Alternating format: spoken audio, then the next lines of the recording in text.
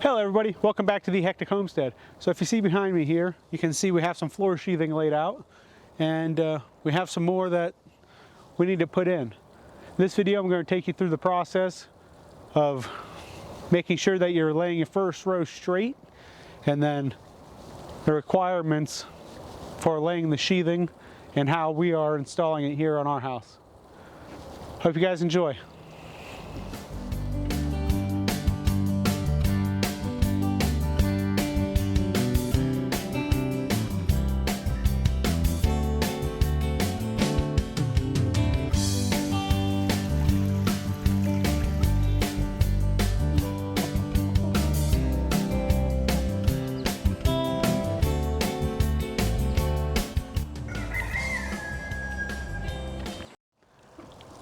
Okay, so first things first, whenever you're laying out your first row here, you want to measure in on your corner, come in 4 feet, make you a mark.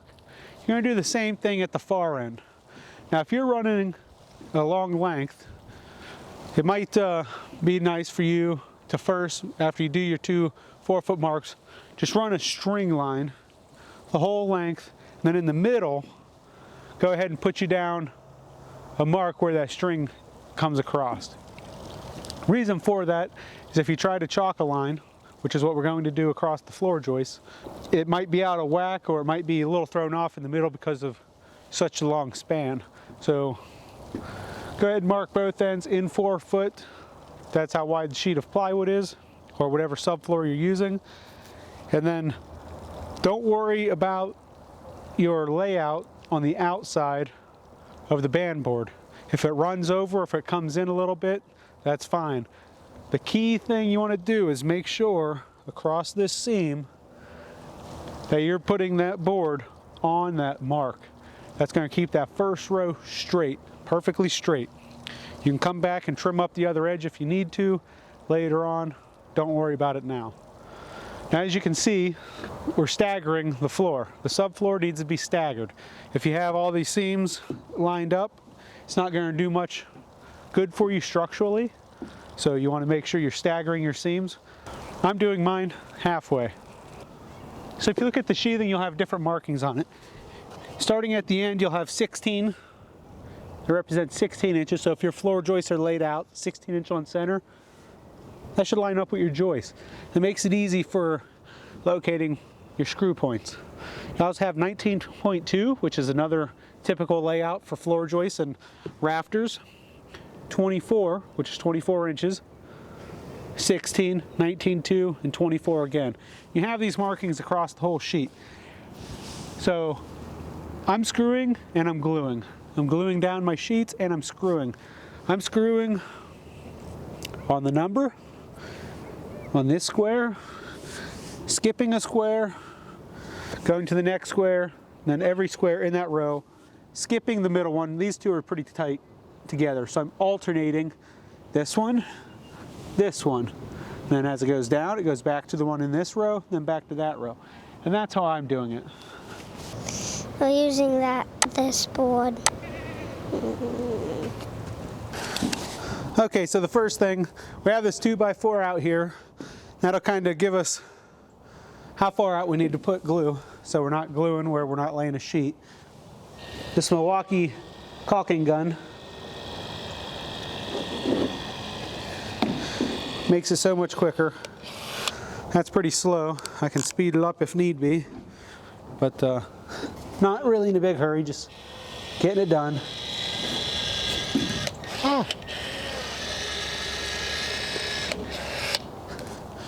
Now I'm gluing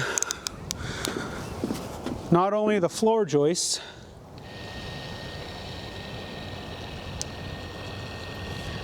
but also the tongue and groove part.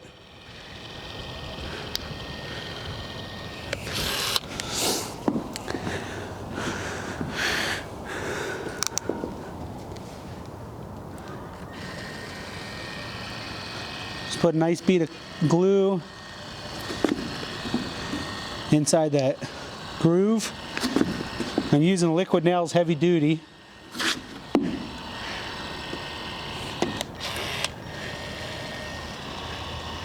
Might not be the best stuff, but it definitely can't be the worst either. Now whenever you get to where your sheet ends, which we can determine by the 1624 mark because we're half lapping the sheets, you want to make sure you're only putting glue on the half of the joist. So it's going to be the right half of this joist. That way whenever you go to lay down your sheet next to it, you don't have a bunch of squeeze out glue that you have to deal with.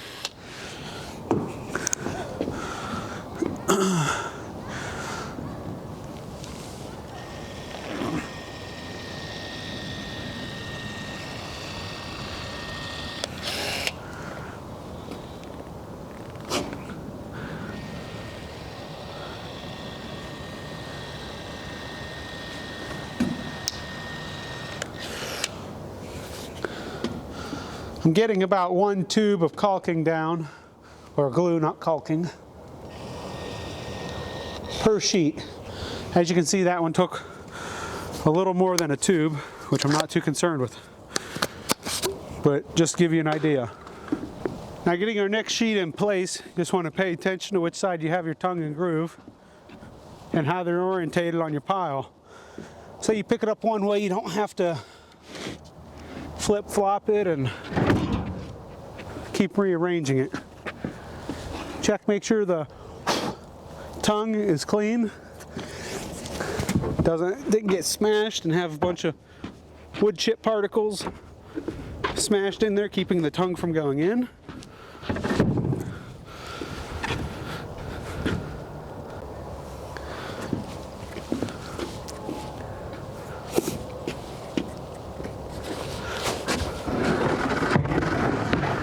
Now the way I'm placing these sheets, I'm just taking the tongue side and putting it down. You don't want to sit and lay it down and then slide it all over and squeeze your glue out everywhere. You want to kind of get it as close to in position as you can get it. So make sure that corner over there is tight and then sit that down on the floor joist there. And I'll come around this side. Using this 2x4 that I used as a guide, kind of walk out over the center. Got to be sure the 2x4 doesn't kick out on you and send you down between some joists. But being as I'm so close to the seal plate back here, I can just stand down here, let it fall slowly. You don't want to let it drop too fast or else that compression will blow out a lot of that glue. And now we're going to use that 2x4 and a sledgehammer to seat that tongue inside that groove. Now between your sheets, you want to make sure you leave 1/8 of an inch of gap the whole way around. That way, for any expanding of the sheet, you don't get any buckling and swelling at the joints.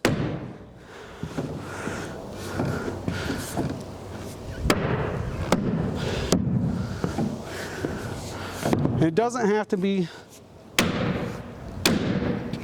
perfect. My joint here is just a touch over 1/8. Whenever I put my first screw in, I can angle it to guide it over, but it looks like it needs to go in just a touch more. I'm just eyeballing it with the previous sheet.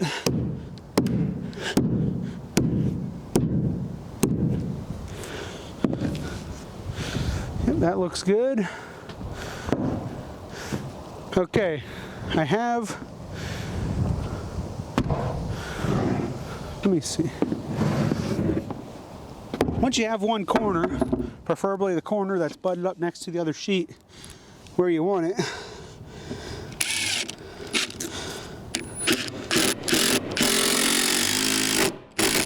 run you a screw in. Like I said, an angle that kind of pulls it closer. That's not close enough for me. I want to tap it just a touch. So I'll come down to the other end. Again, using this 2x4. Using the 2x4 against the grooved side. You do not want to hit the sheet.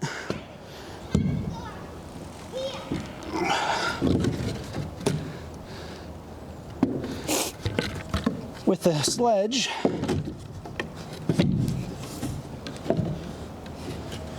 You do not want to hit the sheet with the sledge.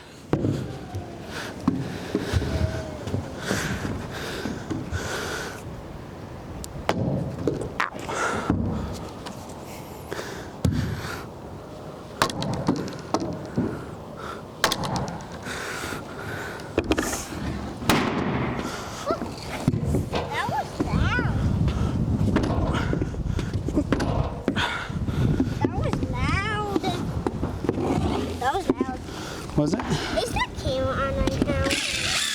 Yes, sir.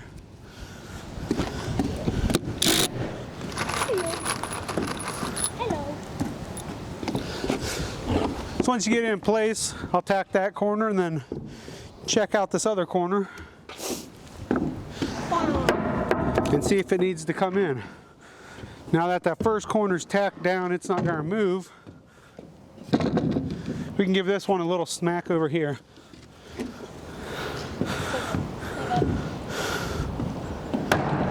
Yep. Hold it nice and tight. Well, not tight, leaving our gap. The way these are designed, that tongue and groove seat snug together, but it leaves this gap at the top here.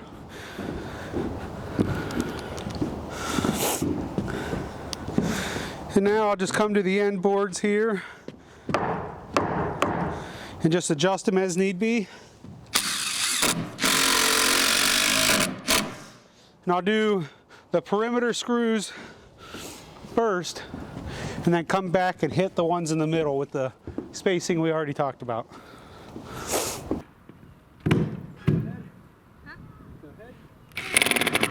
Screw. Squeeze it. Perfect.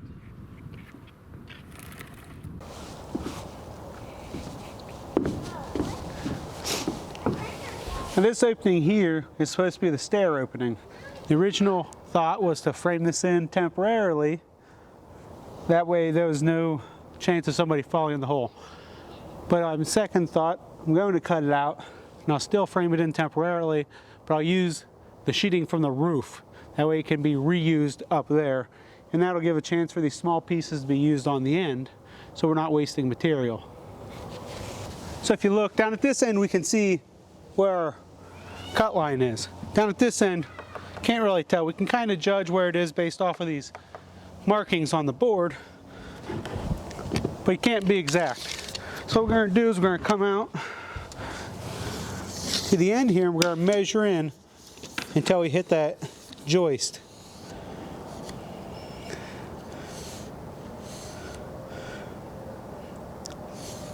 .32 7/8. So we're going to make the same mark up here, 32 7/8. Hold it there and put our mark at the end. Now what that's going to allow us to do is take our chalk line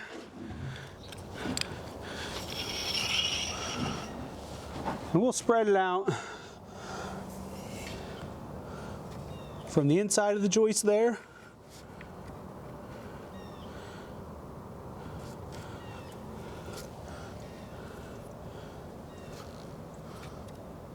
down past our line.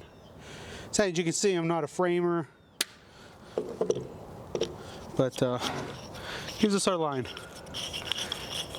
Now if our joist is laid straight, which it should be most likely, or close enough at least, then we should be able to cut this out, no problem. Now it's probably going to want to fall. I only glued to about this point. I didn't glue that in the tongue. So hopefully it doesn't break whenever it falls, that way we can use it elsewhere. And actually, let's go ahead and do something else real quick. I'm just going to put a screw right in the top of this board here.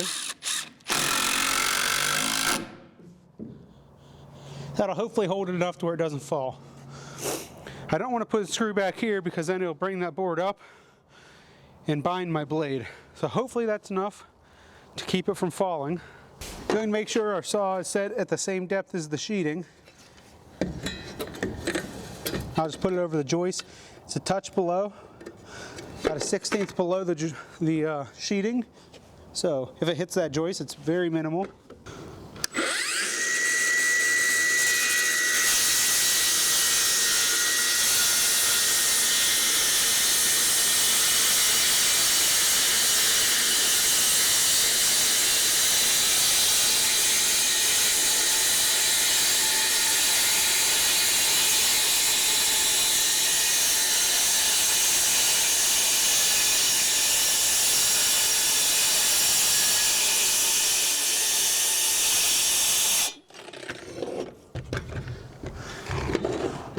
Now I cut through far down there because that has to come out anyway. There's a piece down there. Oops. And of course we dropped it. But as you can see, we didn't even touch that joist. Cut through some of the glue, but that's no biggie. So now we'll have to get that sheet, and when we can use it to fill in spots. We have short spots like that, but we'll save them for last. We have some bigger ones that we'll end up having on that end. So hopefully we can fill in that piece there, throw a full sheet here, and whatever I cut off there will possibly fill that sheet. So let's go ahead and grab that sheet and fill it in. Okay, so we're done for the day. It's coming along pretty good. I ended up running out of screws and almost run out of glue, so to get this edge done. So tomorrow we'll go ahead and fill in this end piece here, and we have to fill in that spot there and that corner over there. I believe I have enough subfloor. I should. It'll be pretty close. Whenever I calculated for how much subfloor I needed, I was expecting 2 foot left over at the end here. Well, tongue and groove, it's measured at the tip of the tongue, so you're losing a 1/2 inch on every joint here, roughly. Well, more like 1/4 inch, 3/8. But anyway, it adds up. So we're a few inches short. I'm not going to scab things together. I'm not going to run it too short. If it's 25, 26, I'm going to cut the sheet 26, and the other half we'll just use later on for making headers and whatnot. But should have enough. It's going to be pretty close, so we'll see. But we'll get back out here tomorrow, go ahead and get this done. I guess while I'm thinking about it, the reason I'm screwing and gluing, a lot of people say is redundant. Only need to glue if you're nailing. Don't need to glue if you're screwing. I'm gluing and screwing so that later on there's no squeaks in the floor. The nails tend to work out as you're walking, and eventually you'll get squeaks whenever you walk in certain spots. Trying to get ahead of that problem now by gluing it and screwing it. But anyway, let's go ahead and get out of here, and I'll see you guys back here tomorrow.